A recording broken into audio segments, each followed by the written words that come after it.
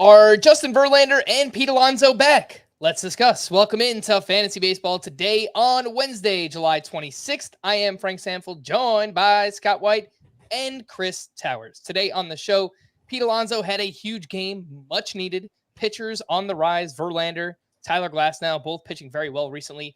Nico Hoerner appreciation. I feel like we haven't talked enough about him. He had a massive game as well, and much more. Before we get started, please like this video and subscribe on YouTube if you haven't already. And if you're listening on the audio side, download, follow, and leave a 5-star rating on Apple or Spotify. We really do appreciate it. Let's jump in. Wow! Hey now! Hey now! Hey now! Chris, what's up, man? You are up. A player that made you say, wow, hey now. So Blake Snell now leads the majors in ERA at 2.61, I believe. I saw a tweet about that, and I'm going to trust it implicitly, like I do everything on X.com. It is true. And he also leads the majors in walks. And that's a fascinating combination of things for a pitcher to do, but it's especially fascinating over the past 5 starts, which have all conveniently taken place in the month of July, so I don't have to do any math. He has thrown 27 innings over 5 starts in the month of July. He has a 0.67 ERA, which is very, very good. He has 22 walks in those 27 innings. Now, I will have to do a little bit of math for that one. It is a lot of walks. 7.3 per 9 to be precise, with 33 strikeouts in 27 innings, which is like fine, but not exactly great. I don't know what's happening here. This is really weird because, like, we saw the turnaround in really late May and then June. He was incredible. 0.87 ERA with 53 strikeouts to 8 walks in 31 innings. Those are the kind of numbers that make you say, okay, I get how a guy can have a sub-1 ERA for a month when he has 53 strikeouts to 8 walks. 33 to 22. Again, not so much. I have no idea what's happening with Blake Snell. Generally speaking, my thought process with Blake Snell is when things are going really, really well for him, you should probably try trading Blake Snell. And when things are going really, really poorly for him, you should try selling or buying Blake Snell. I'm going to say Blake Snell's a sell high candidate right now. I agree. Blake Snell is hanging on by a very thin thread, I think is what's going on here. And you've already gotten so much more than you could have hoped for at the end of May when he took a 5.04 ERA into his May 31st start. You've gotten over 2 months of production so good, a sub-1 ERA, that it's made him now the leader, or at least very close to the leader in an overall ERA, something we haven't seen from Blake Snell since 2018, a Cy Young winning season. I think you better cash it in before it goes colossally wrong. And here's some more food for thought. I was writing about 10 players who could. What'd you say? Nothing. You said food for thought, and I said yummy. I'm sorry. Oh, it's okay. I thought my voice was going robotic again, and I was not going to be happy about that. But no, here's some more food for thought. I was just writing about 10 players who could be moved at the deadline. Blake Snell's a prime candidate for this. He's a free agent in the offseason, and the Padres they entered today 6 games out of the wild card race. I don't know that they're going to be sellers, but Snell is a really strong asset for them, a really strong trade chip for them if they are, as well as Josh Hader. I mean, what kind of prospect haul could they get for those two? As volatile as Snell has been for his entire time in San Diego, really his entire career, I don't know I don't know if that could be something that sets him off. You know, like if that could be what causes the house of cards to tumble, if it isn't already happening here with the bloated walk rate recently. So yeah, I'm on board with you, Chris. And it's the perfect kind of sell high candidate because most people aren't going to perceive it as a sell high candidate. They're going to be like, Blake Snell, ERA leader, tons of strikeouts. This is great. Mhm. So you could really, really cash in, just like I'm saying the Padres might. How did we get to this point, by the way? You mentioned all the walks in the month of July. The ERA, Blake Snell allowed 6 earned runs back on May 19th. He has allowed 2 earned runs or fewer in every start since. That is 12 straight starts with 2 earned runs or fewer. You're underselling him. He's only allowed two runs once in that 12 start stretch. Yeah. It's been shutouts or 1 earned run the entire time, including the 4 straight starts with double-digit strikeouts. He's only allowed a earned run in 9 of those 12 starts. Yeah, it's I don't know. Like trying to predict what Blake Snell is going to do. Like Scott, you've said it a lot lately. Like every pitcher feels like a random number generator right now. That's Blake Snell's career. I mean, that's been and I'm always of the opinion that if you're going to have Blake Snell on your team, you just ride the ride. The good's going to be there, the bad's going to be there. And at the end of the day, he's going to have a bunch of strikeouts and a pretty good ERA and probably a not super helpful whip. But I think, again, I think trying to predict what Blake Snell is going to do is often a fool's errand. But given the elevated walk rate, given, frankly, kind of disappointing strikeout rate over the past month, I do think there's a sell high opportunity, even if I do think he's probably going to be a 3.5 ERA guy the rest of the way, which is generally what I think Blake Snell is. So naturally, the next question is, who are you trying to sell Blake Snell for? I wrote down a couple names. Would you do it for either presumed Phillies ace, Zach Wheeler or Aaron Nola? Oh, yes. Absolutely. 1,000%. No question. I have Michael Harris written down. I feel like that's kind of an interesting hitter comp for him. I mean, it's not automatic. Yeah. It kind of depends what I need more. The fact Harris bats 9th, even though he's turned his season around, he hasn't looked like 2022 Harris during that time. So he's a solid outfield starter more than a spectacular one. Yeah, here's the problem with Michael Harris. He has an 816 OPS in the month of July, which that seems perfectly sustainable. He has 6 RBI and 8 runs scored in that time. Batting 9th. Yep. No bueno. And 4 of those 14 combined runs and RBI have come on his 2 home runs. I guess at least. I don't know if anybody was on base for them.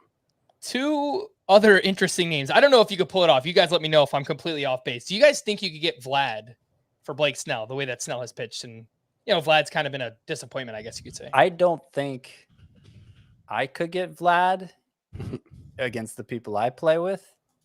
Unless, I mean, maybe it's possible if it's, a roto league and people are looking at where they rank in the statistical categories and they have a lot of ground they can make up in strikeouts and not so much in the categories Guerrero. Like it seems possible, even among the expert ranks, that I could do that. But certainly in League of Fantasy Civilians, as we call them, it's feasible.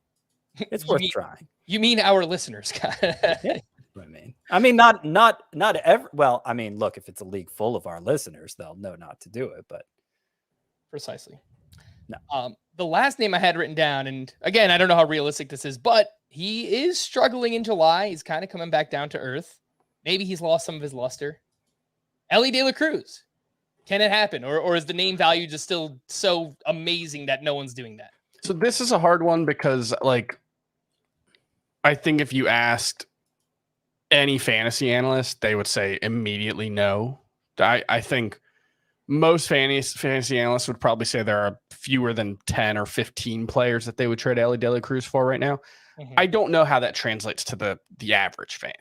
I've been of the impression the average fan is more likely to have an outsized impression of Ellie De La Cruz than the average fantasy analyst. I've spent more time talking people down on Ellie De La Cruz, which is no fun to do, by the way, than having to prop him up. Yeah. All right. Well, just to put it out there, those are some ideas that you can try and sell Blake Snell for. And look, if no one wants him, who knows? Maybe we just continue to get these random number generated low earned run starts for Blake Snell. Scott, you are up. Your player of the night. Let's see. I don't even remember who it was. I know I didn't want to pick anybody. Lots of excitement here for Will Benson. Will Benson. Yeah, Reds outfielder Will Benson. So we've brought him up a few times in the context of Christian Encarnacion Strand getting called up. Okay, maybe they could bump Spencer Steer to the outfield full time, except Will Benson has been so productive that he deserves his at-bats too. And I actually took a closer look at that based on his performance here. Tuesday went 1 for 3 with a home run, 7th home run. But that's not the main reason I'm talking about him, the fact that he hit a home run on Tuesday. The main reason I'm talking about Will Benson is since May 21st, since he returned to the majors May 21st, a span of 47 games, Will Benson has hit .325 with 7 homers, 10 steals, an OBP near 440. Yeah, he's walking a ton. An OPS over 1,000. So, you got power, you got speed, you got on-base skills. You got basically the outfield version of Matt McLain. I mean, he's kind of been better than that. The playing time isn't as consistent as McLain because Benson, let me double check this based on the Chas McCormick mishap last night. Yes, he's a left-handed hitter. Mm-hmm. Who he only has 17 plate appearances against lefties. He's one of several. The Reds are kind of going the way of the Rays this season. They're doing a lot of platooning. But looking at it, the game log now, Benson has started against 2 of the last 3 lefties the Reds have faced. So he's earning a bigger share of playing time, even against them, and I think deservedly. And he might be one of the most underappreciated, overlooked players in fantasy right now. That Will Benson. I maintain skepticism because he's been such a big strikeout guy throughout his career, even in the minors. He's 30% roster, by the way. But that skepticism is wavering. I think he deserves to be much more rostered than 30%. So 2 names that I have, I guess, comparable to Will Benson. We've talked about recently. Kerry Carpenter has really picked it up since being activated off the IL. And someone else we haven't talked about recently who's having a strong July is Max Kepler, who went 2 for 4 with 2 runs and an RBI on Tuesday. And in July, batting .310 with 3 home runs, 12 runs, 13 RBI, and an .852 OPS. Scott, would you take Will Benson over both Kerry Carpenter and Max Kepler in, say, a 5 outfielder league? Give me Willie Ben. All right. Chris, same answer for you? Sorry, I got really confused by the way Scott answered that question. Will Benson over Kerry Carpenter and Max Kepler? I think so, if only because he steals bases. Because none of those guys are really going to matter in points leagues too much. So I'll get the guy who seems like a comparable hitter, but will swipe some bags.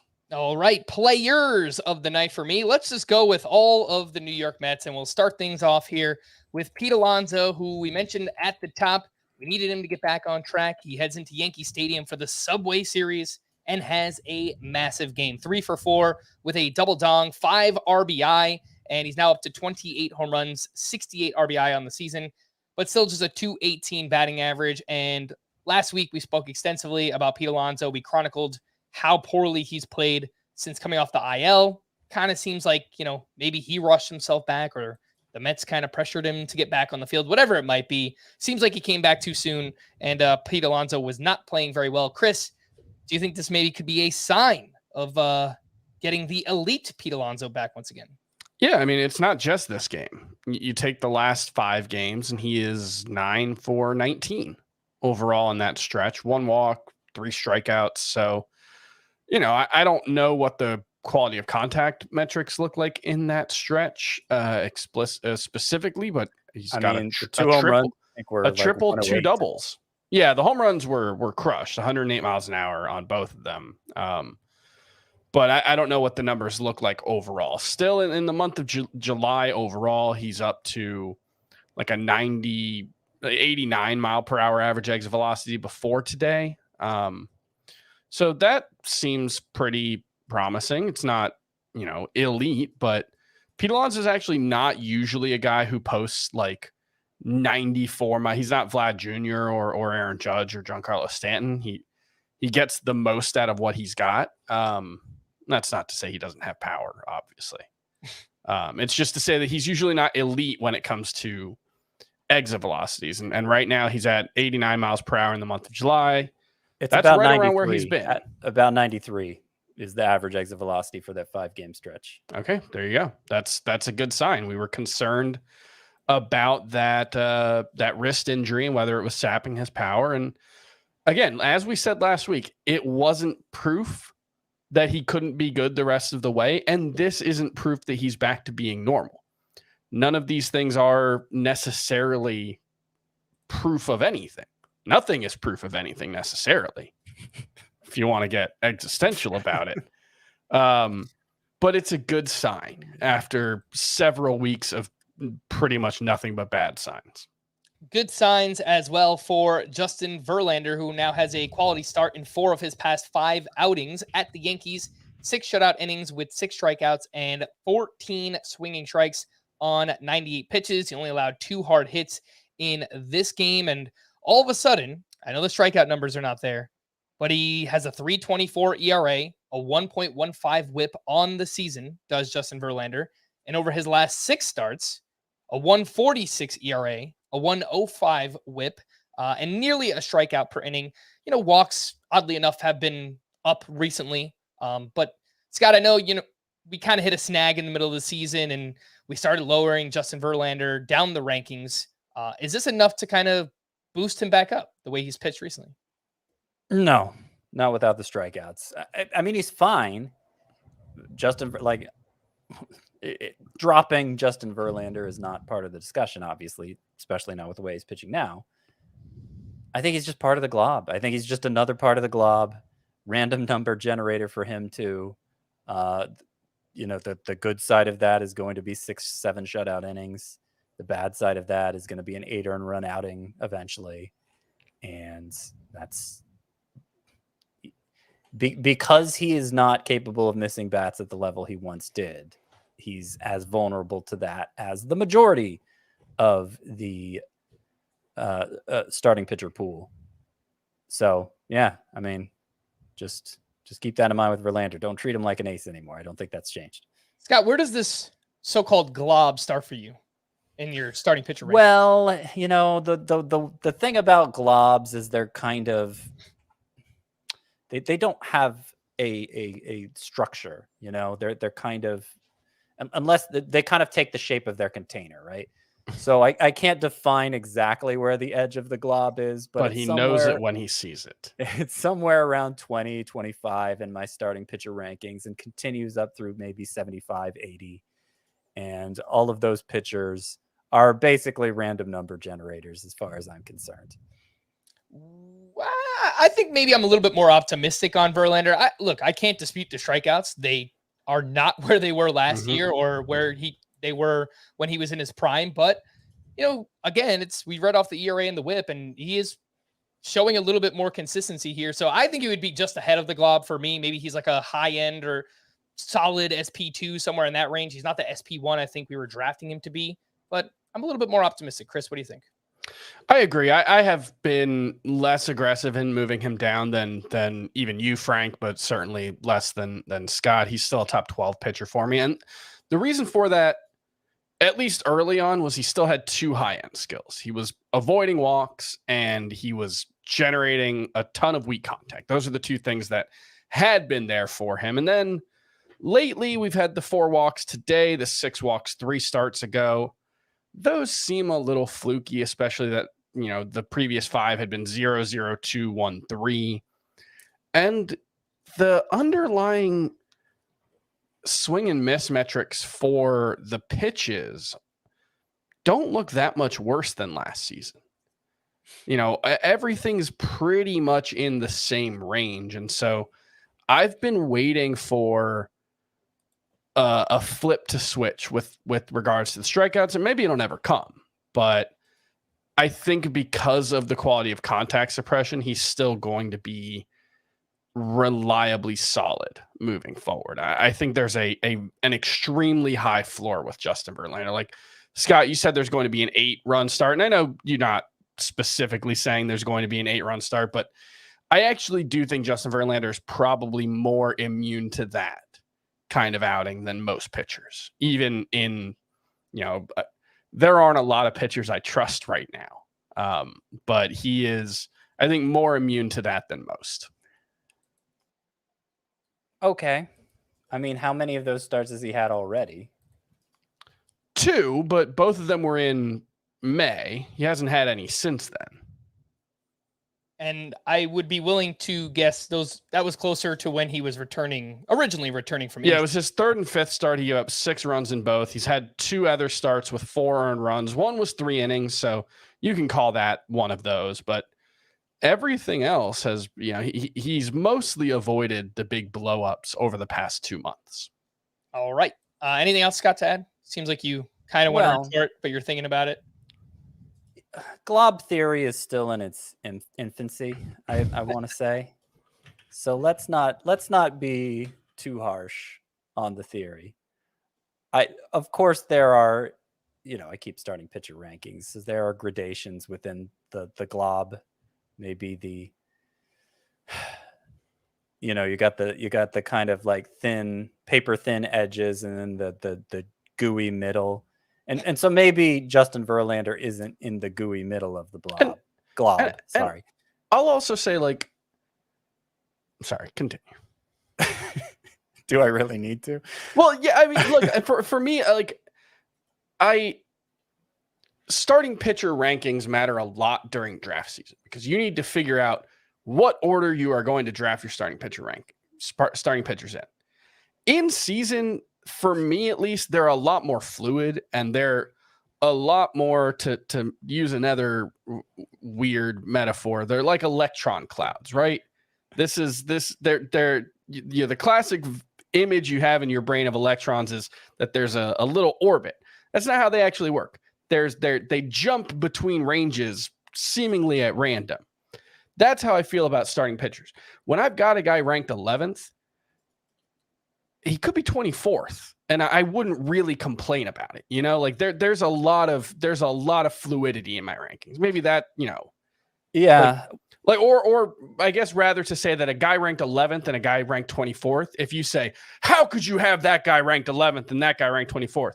My answer is they both might be 17.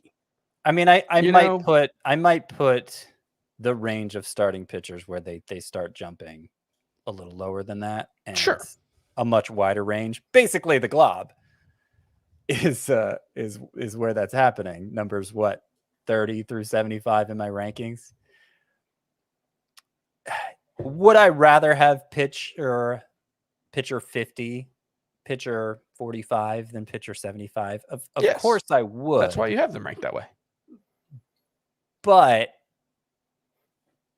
it's not so significant of an upgrade that I'm going to really seek out that trade, I guess. And it's just I think in trying to figure out how to tackle the starting pitcher position for next season, for instance, and okay, pitchers in the glob, let's say you got Chris Bassett, you got Bryce Wilson, you got Bryce Wilson? Not Bryce Wilson. Bryce Miller. The other Bryce Elder.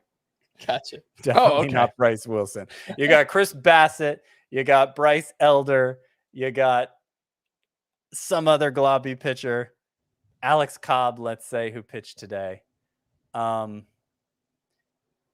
How many rounds are you going to prioritize any one of those guys over the other? And I'm thinking I don't want to do that. I just want to take, once we're into the glob at starting pitcher, I just want to take whatever comes to me. At some point, I'm going to have to step up and take one, but I'm not going to be so particular about it. that I sacrifice value at other positions. Someone in the comments said Alex Glob. That's pretty good. I have a feeling tiered rankings might matter a little bit more next year, Scott, or potentially they'll just be a lot bigger. Like the players. Globbier. Yeah. Yes, indeed they will. Let's take our first break, and when we return, I've got other pitchers on the rise, a bunch of double dongs from Tuesday. We'll do that right after this. When you're the FedEx Cup champion, your name's on this trophy forever.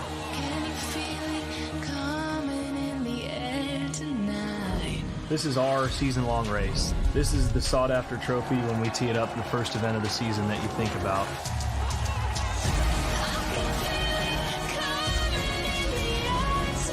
3 tournaments with the world's best golfers battling for the tour's toughest trophy to win, the FedEx Cup. The playoffs begin August 12th on CBS. Welcome back, and a quick reminder to sign up for our Fantasy Baseball Today newsletter. It is free, and you can find it at cbssports.com/newsletters. You click on the FBT logo, and you punch in your email address, and boom, it's easy as that. If you're getting ready for fantasy football, do the same thing. Click on that FFT logo, punch in your email, and you'll get a spiffy newsletter sent to you every day by Chris Towers. So there you go. You can find both of those at cbssports.com/newsletters. And if you're watching us live on YouTube, scan that QR code that will take you right to the website as well. Other pitchers who are on the rise, Tyler Glasnow completes 7 innings in back-to-back starts. He was going up against the Miami Marlins, 7 innings of 1-run ball with 8 strikeouts and 17 swinging strikes. Glasnow now has 6+ strikeouts in all 11 of his starts. He has 8 or more in 6 of those 11 starts. 3.26 ERA, a 1.12 whip, well over a strikeout per inning. I mean, everything is there for Tyler Glasnow right now. It's just a matter of, can he stay on the mound? But Scott, if he does on a per inning basis, I think you can reasonably rank Tyler Glasnow as a top 12 starting pitcher rest of season in SP1. Not to overplay this analogy, Tyler Glasnow's broken free of the glob. He has transcended the glob. To use another analogy I use sometimes, he is in the circle of trust. But no, getting back to the glob analogy, I think, is the circle of trust itself a glob? Oh, circle of untrust. I'll get back to you on that later, not today. When you're drafting starting pitchers, I don't know why I'm talking about draft strategies. I guess because it's on my mind. But when I'm drafting starting pitchers next year, I will single out pitchers in the glob who I think have a chance of transcending the glob. I mean, I'm going to get back to a real skills-oriented approach at starting pitcher after kind of straying from that in recent years, looking for a market inefficiency that doesn't exist because there are just too many globby pitchers out there.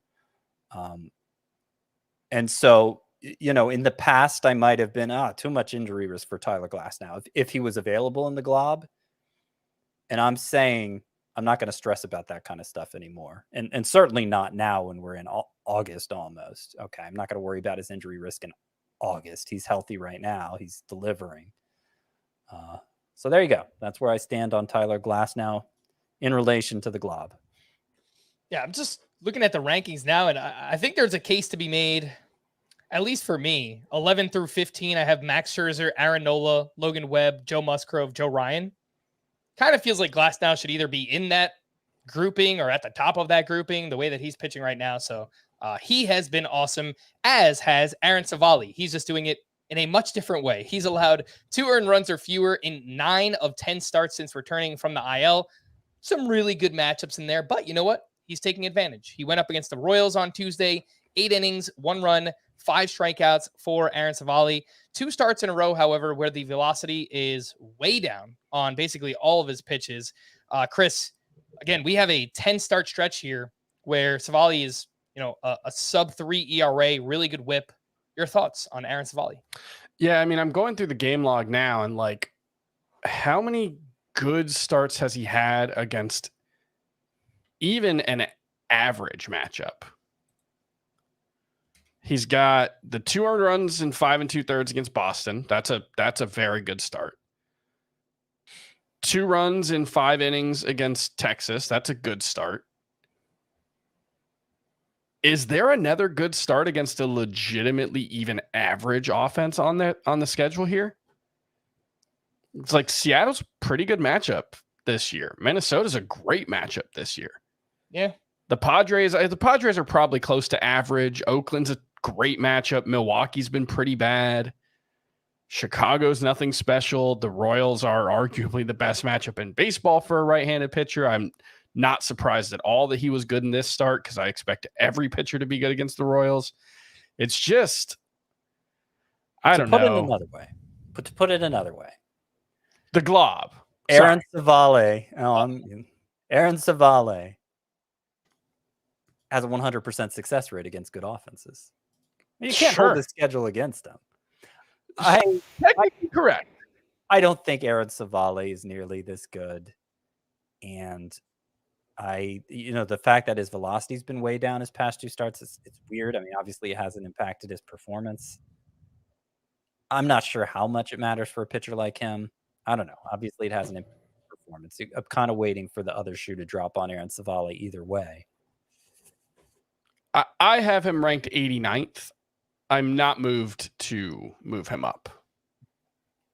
That feels like a range in the rankings where it's a bunch of just streaming pitcher types. Your Dean Kramers. That's what I think he is. Well, JP France that we'll talk about in a bit. But I feel like maybe he's graduated from that, Chris. Like maybe he may have joined the glob, is what I'm trying to say. Like if the glob ends at 75, you're saying he's at 89. Glob doesn't end exactly. As I already said, it takes the shape of its container, so we can't define exactly where it is. What I was going to say, another way of putting it, so I can stop talking about globs, is we all have pitching staffs we have to fill out, and we can't expect to fill them out with perfect worry-free pitchers.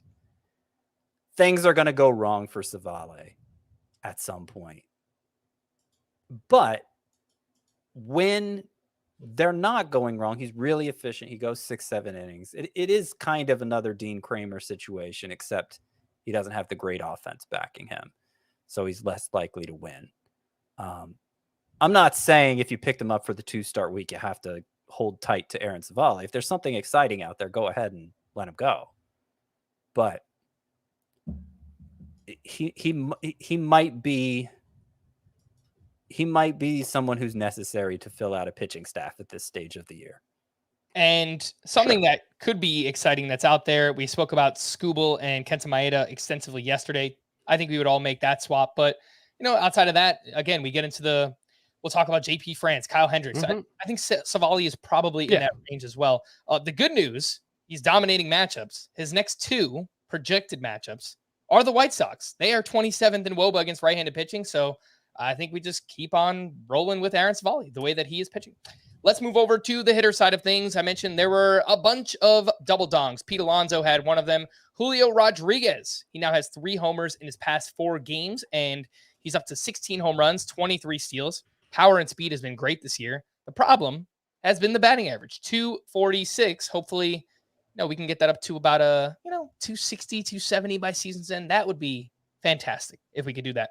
Dansby Swanson, he returned on Saturday. He went 3 for 3 with a double dong as well. He also added 4 RBI in this game, batting 271 with a 793 OPS. It's been an okay season for Swanson. I feel like he's very kind of middle infielder-y at this point.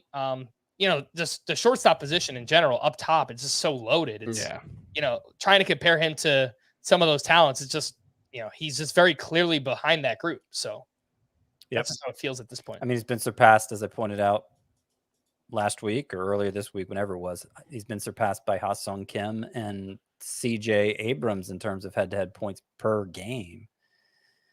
And I don't know, maybe a 2-homer game put him past them again. At this point, I think I definitely would prefer Ha-Sung Kim because he's batting leadoff and he is on a 20-homer, 30-steal pace. And it's a closer call with Abrams, especially if you're talking points leagues. But yeah, I would agree. Swanson is definitively second tier I mean, the way I make up my tiers, it may be more low. It may be lower than that technically, but you know what I'm saying. He's not among the studs at the position. He's in the 20-ish range, I think, at the position now, which 20. is a testament to how good the position is. Interesting. But yeah, I mean, I think like I think him and Nico Hoerner and Carlos Correa and Tommy Edman are all like 15 to 20, maybe.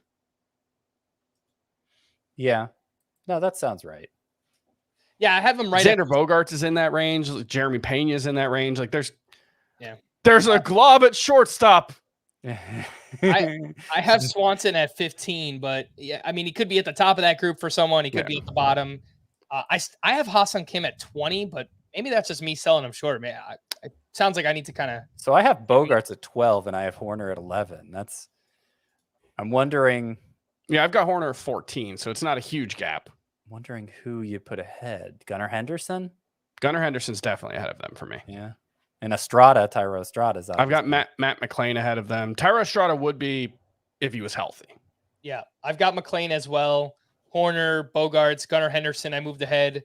Him and Willie Adames is kind of a coin flip, I think. But Jeremy Pena. Why you got Jeremy Pena so high, Chris? Yeah, Pena's in the same range as. Get him down there, Chris. Get him out of there. Get him out of there. The same range. Let's talk about one other player with a double dong here on Tuesday. Bo Naylor, 2 for 3. He had 3 hard hits in this game. 1 homer, was 109.4 exit velocity, 430 feet. Obviously, it helps when you're facing Zach Greinke as a left-handed bat.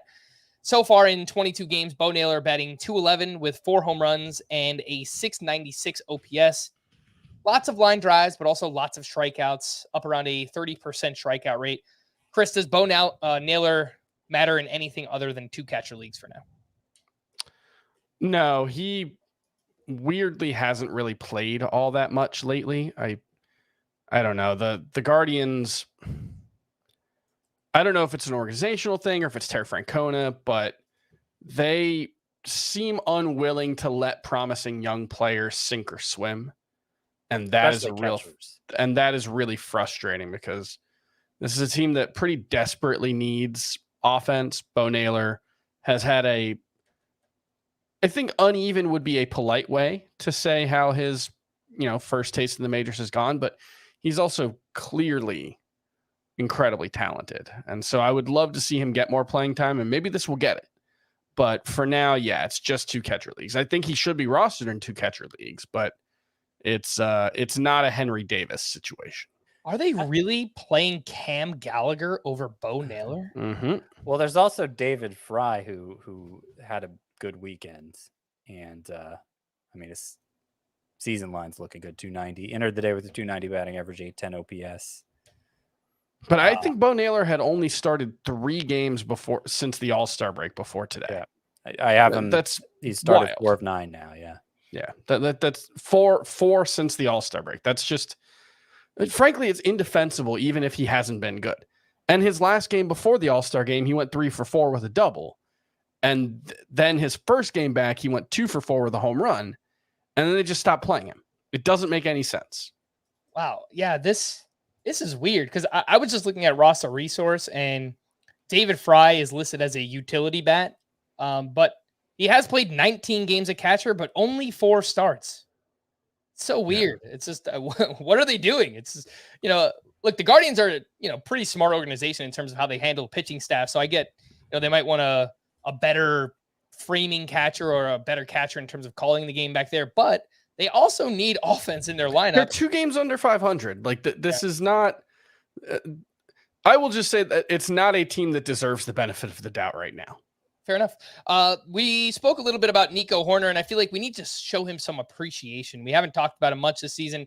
He went 3 for 5 with a sock and 2 shoes. That's right. A homer and 2 steals in this game. He is up to 7 home runs and 24 steals. He entered Tuesday as the 38th overall player in Roto this season. Got a 277 batting average, 56 runs, and what surprised me most, 55 RBI. Nico Hoerner is usually near the top of the lineup. He has 55 RBI this year. That's pretty impressive. That's how many he had last year. Yeah, and he's done that in 3/5 of the season, 3/4 of the season so far. Chris, I know you were a fan of Nico Hoerner coming in, and he's lived up to it and then some. Yeah, I mean, he had been pretty cold in July before really the last week. He's got 4 multi-hit games in his last 8, it looks like. But he had been slumping to the point where, I said I have him 14th at shortstop. The last few times I've done my updates, I've been thinking about moving him down. And hey, the last couple of games have made it look better that I didn't move him down much. But yeah, I think he's, kind of is what he is. And are we sure him and Bryson Stott aren't the same guy, or that they haven't been it's not like a Space Jam situation where they're transferring powers? Because it feels like they've been good at separate times and they're kind of the same player.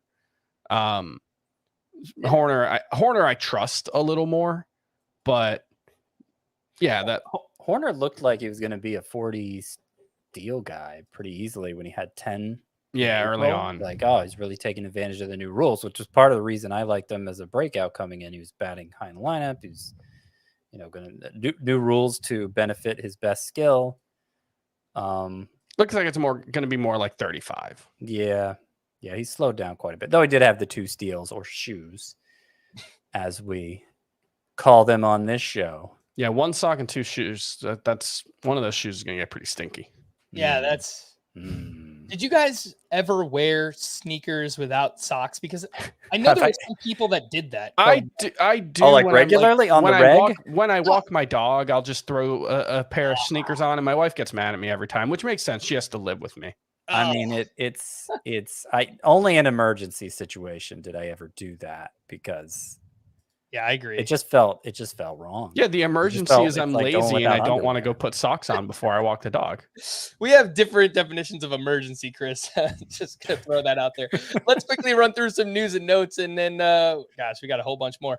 Aaron Judge played 5 innings in a simulated game at the Yankees spring training complex on Tuesday. The plan is for Judge to up the volume in another sim game on Wednesday, which sounds like good news. Astros manager Dusty Baker said there is a chance both Yordan Alvarez and Jose Altuve could return to the lineup on Wednesday. Mike Trout went through some running drills Tuesday. He's been out since early July with a hamate bone injury. Yandy Diaz was removed Tuesday with an apparent injury. He was seen limping off the field, and we know he slowed down considerably. I moved him a little bit down the rankings, too. We can maybe talk about some rankings movers tomorrow. Thairo Estrada has resumed hitting and fielding grounders. He's been out since the beginning of July with a fractured left hand. Merrill Kelly was activated for his start Tuesday against the Cardinals. He's been out about a month with a blood clot in his right calf. He pitched well, turned in a quality start. Both Adolis Garcia and JD Martinez returned to their respective lineups on Tuesday. Red Sox manager Alex Cora would not rule out a return this weekend for Trevor Story. Story is currently at AAA on a rehab assignment. Chris Sale could be ready to begin a rehab assignment as well next week. He is eligible for activation on August 1st, but seems like he might need a little bit more time than that. Starling Marte hit and ran the bases on Tuesday. He's on the IL with migraines, but is expected back soon. Chris Bryant was placed on the IL with a fractured left index finger. Elihuris Montero was recalled by the Rockies. Key Brian Hayes began a rehab assignment at AAA. He's been out since July 7th with lower back discomfort. Jake Berger made his first career start at second base on Tuesday. Could gain that eligibility soon. CJ Cron said he does not expect to return to the lineup until Friday. He's dealing with lower back tightness. Aaron Hicks was placed on the IL with a left hamstring strain. Phillies top pitching prospect Andrew Painter underwent Tommy John surgery on Tuesday. And there was also an ulnar nerve transposition surgery. I don't know how much that probably doesn't change the timetable much, but it complicates the recovery, I would imagine. Yeah, we are not going to see him pitch, at least for the Phillies, in the majors until 2025 at the earliest. That'd be my bet. Yeah. Yeah, but maybe he gets in a few minor league games next year. If everything goes well, maybe he's out in the Arizona Fall League or something like that. But yeah, it's going to be a while until we see Andrew Painter. The Dodgers acquired Kike Hernandez from the Red Sox for 2 pitchers, Nick Robertson and Justin Hagenman, which means Kike Hernandez will pop up in NL-only leagues. So if you play in that format, just kind of keep your head on a swivel with all these trades. little random players could pop up and get some playing time. So anyone who plays in a mono league, obviously, they should be on your radar. It's not like they're all set at shortstop, the Dodgers. Playing mostly Miguel Rojas there. Going to think of his name. Yeah, so we could get some playing time there for Kike Hernandez. Let's take our final break. I've got some waiver wire moves. We had a pitching duel between Corbin Burnes and Andrew Abbott. We'll talk about all of that right after this. In case you're new here, we're here to make history. We are more than the names on our back. We're the team on the front, the country on our shoulders, the city behind us, and the fire inside us. The best in the world. We got us. We don't just play the world's game. We run it. Welcome back, and let's get into some waiver wire hitters. And we had Jarren Duran, who went 1 for 4 with a run, RBI, and 2 more steals. Now batting .316 with 21 steals on the season. He is up to 75% rostered. Scott, the next question with Jarren Duran is, does he need to be universally rostered? Does he need to be rostered in head-to-head points leagues? Just the way that he's playing, leading off, stealing bases, your thoughts? I mean, he's close. He's close. There is still, I mean, look at how they've distributed playing time recently. Yeah, they've had him out of the lineup, mostly against lefties. Part of it's just because they have more mouths than they can feed in the outfield. Interestingly, I saw a report today that the Braves are interested in acquiring Adam Duvall. So the Red Sox are just reuniting families left and right here, leading up to the trade deadline. If that happens, first Kike Hernandez going back to the Dodgers, then maybe Duvall back to the Braves. That would free up playing time. That would make Duran. I'm sorry. Duran plays for the Rangers. That would make Duran more attractive in fantasy. But as it is, I mean, he's at least in the mix in 3 outfielder leagues as somebody you could slot into that third outfield spot. Brandon Lau went 3 for 4 with his 11th home run and has played a little bit better here in July. He is 67% rostered. Chris, do you think that number needs to be higher for Brandon Lau? I think it's similar to Duran. Now you got me doing it. Because he's not going to play every day. There's going to be time off for him.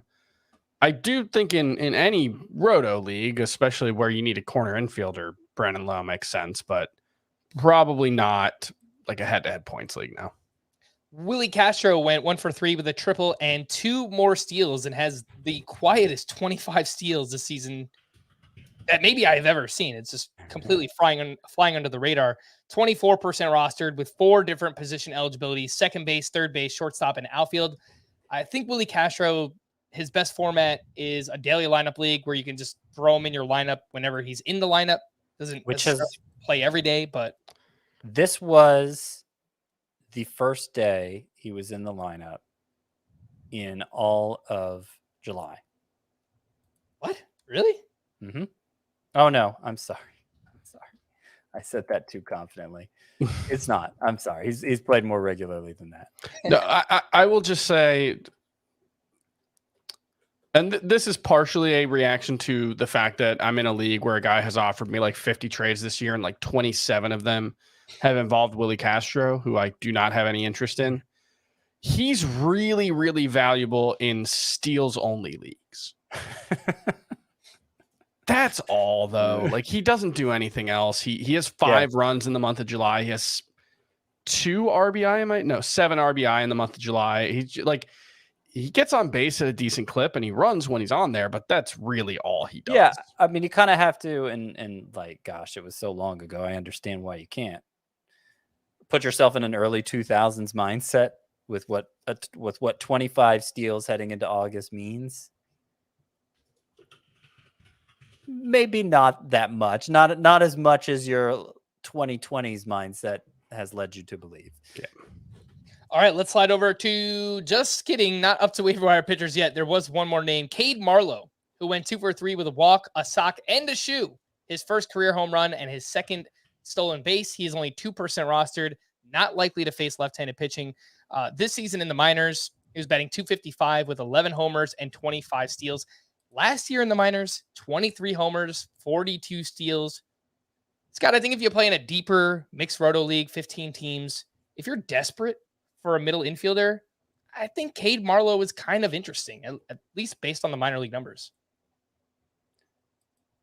For a middle infielder, you said?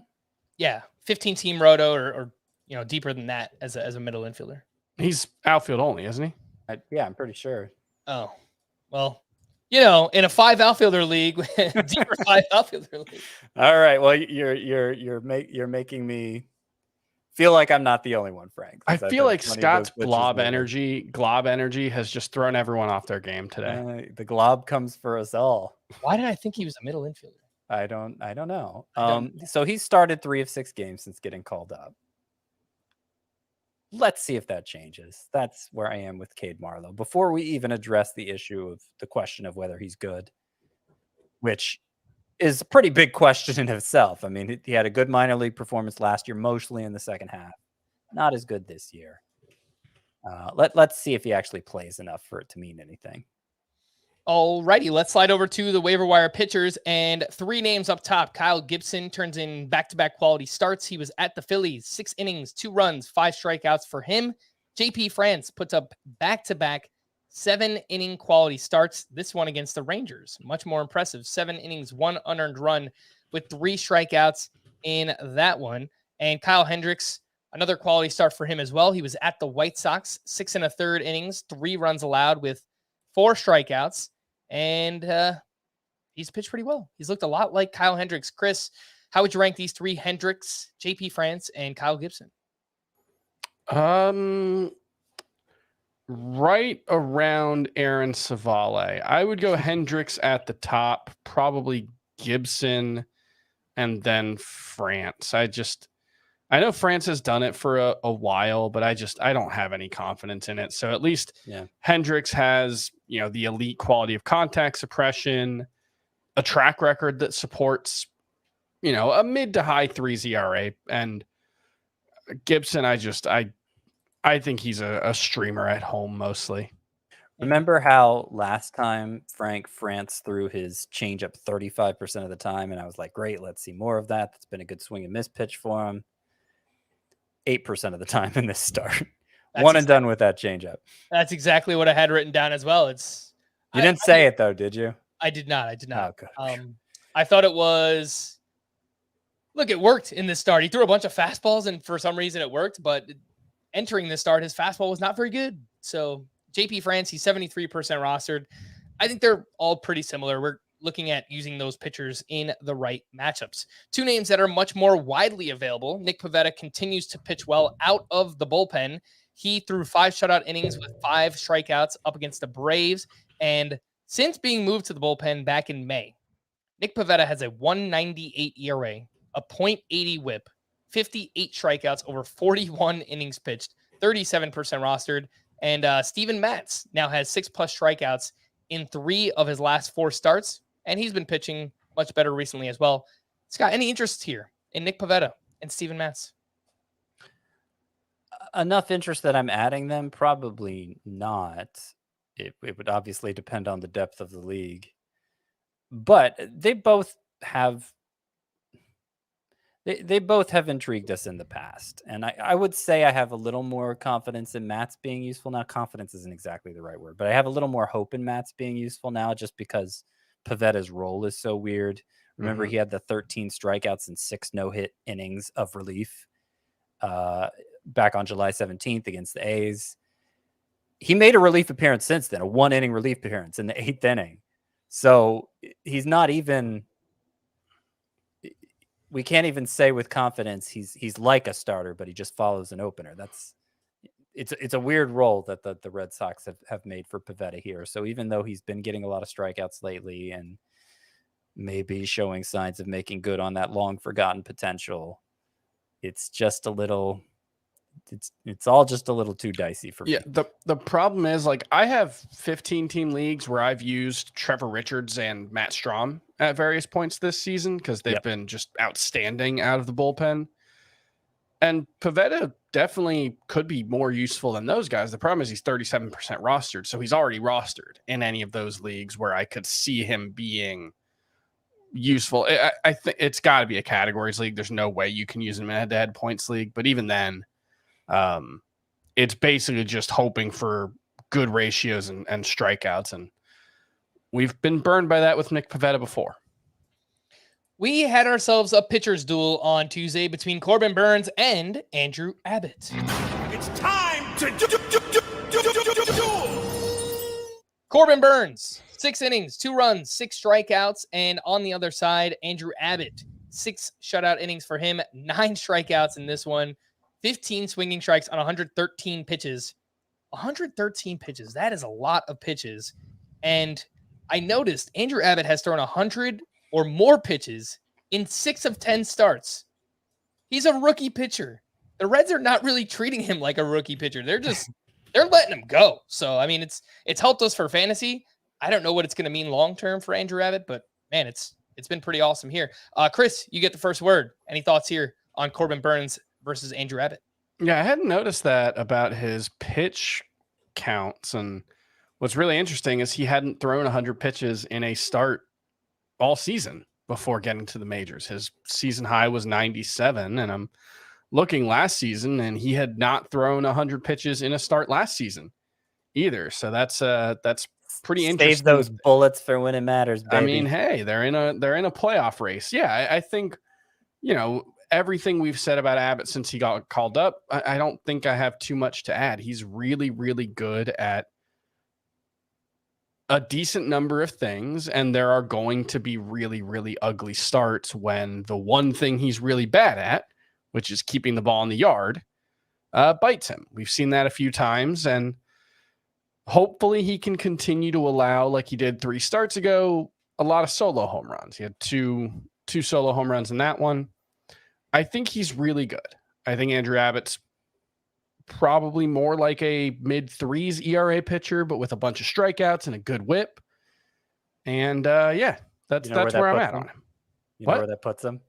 Yeah, he's solidly in the glob, but firmly in the glob. Yes, I feel like he's at the towards the front half, not towards the front half of the glob, man. I mean, it's not 50, a clear front and back. Top 50 starting pitcher is what I'm going to say about Andrew Abbott. That's where I'm at. I was going to say top 40, Chris. I think he's earned it. Sure. Top 50 was before this last start. Yeah. When you're in the glob, can you really tell the difference between top 40 and top 50? Let's be honest. Last point on Andrew Abbott, Chris, you mentioned when he gives up home runs, we're hoping that those are solo home runs. He has done a much better job with the walks recently, 2 or fewer walks in 5 straight.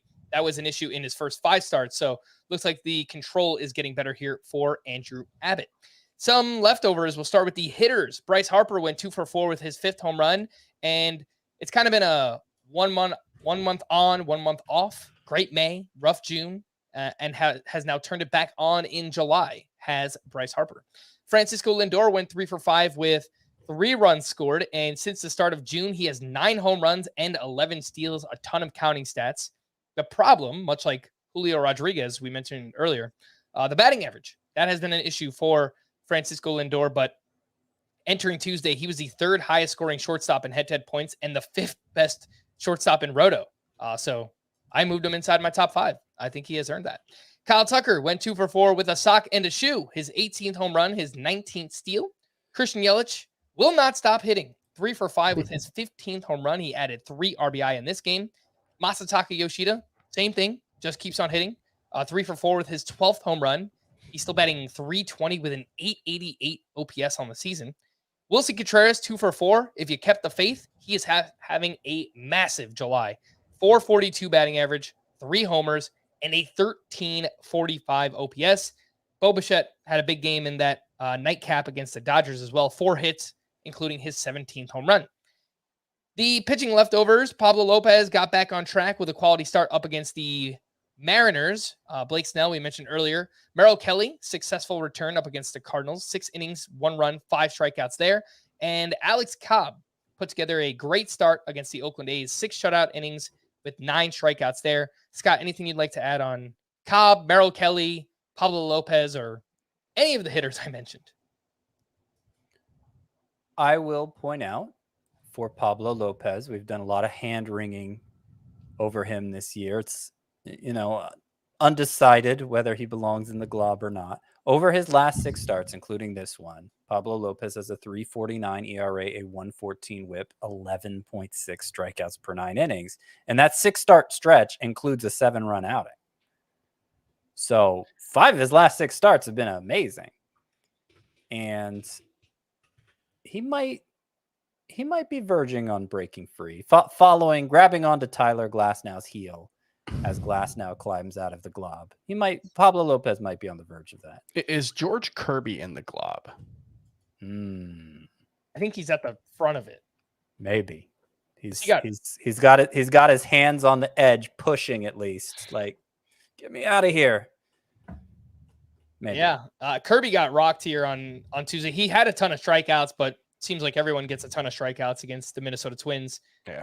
The problem with Kirby, and we've said this before, is he throws a lot of strikes, and at times he's prone to giving up a lot of hard contact against certain teams. So that problem with Kirby is he's kind of a glob himself. Yeah. If we're referring to the video game character Kirby.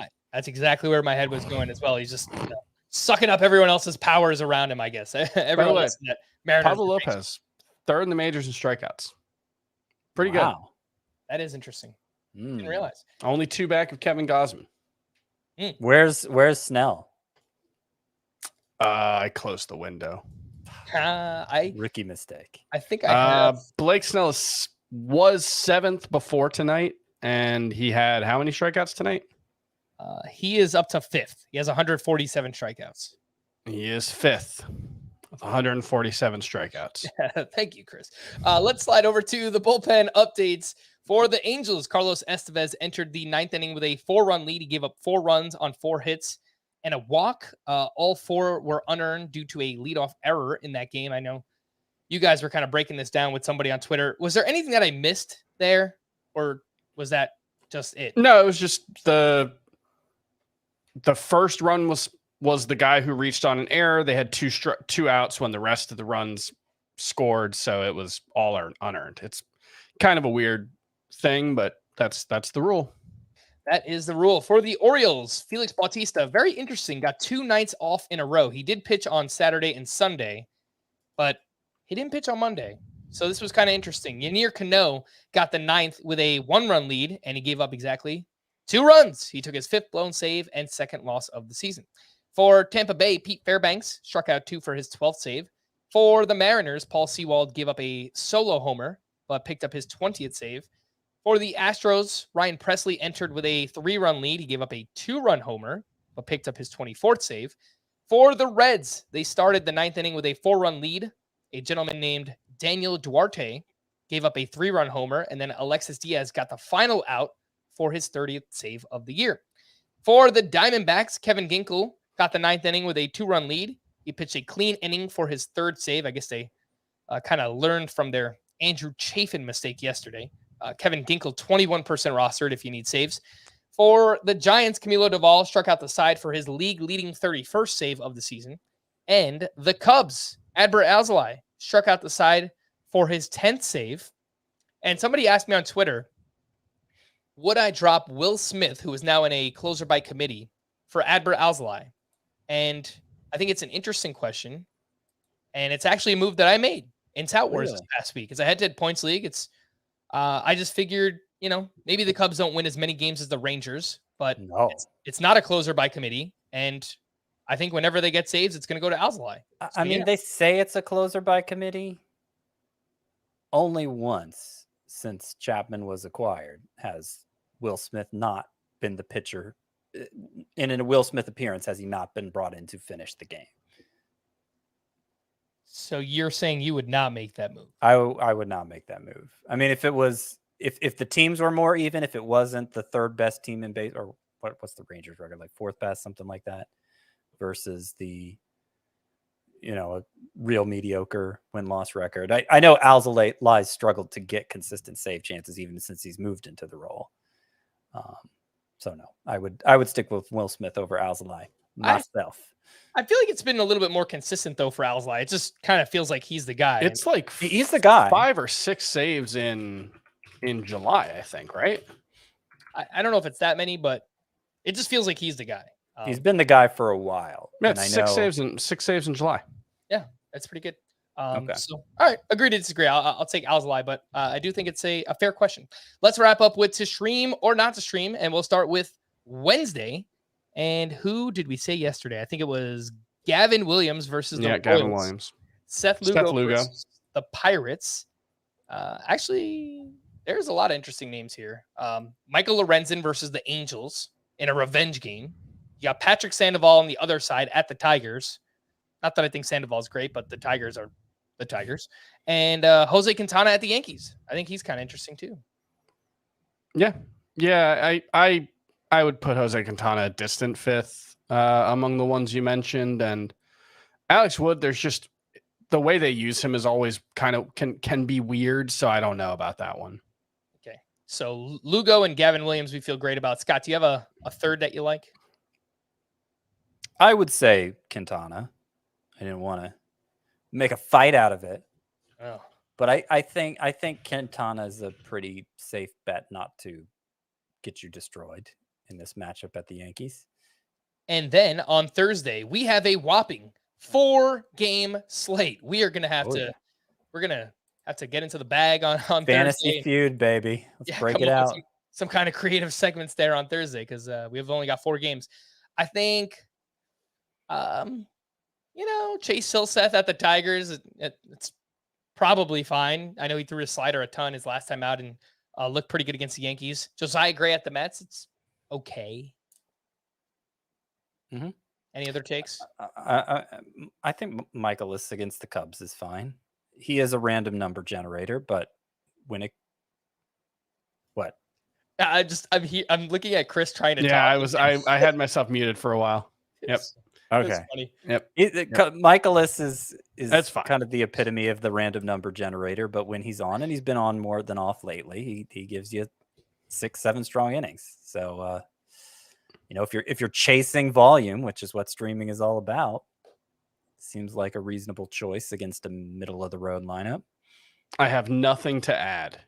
All right. Thursday, again, we got Michaelis, Josiah Gray, and Chase Silseth. Take it or leave it. We're going to wrap there for Scott and Chris. I am Frank. Thanks as always for tuning in to Fantasy Baseball today. Please make sure to follow and leave a 5-star rating on Apple or Spotify. We'll be back again tomorrow. Bye-bye.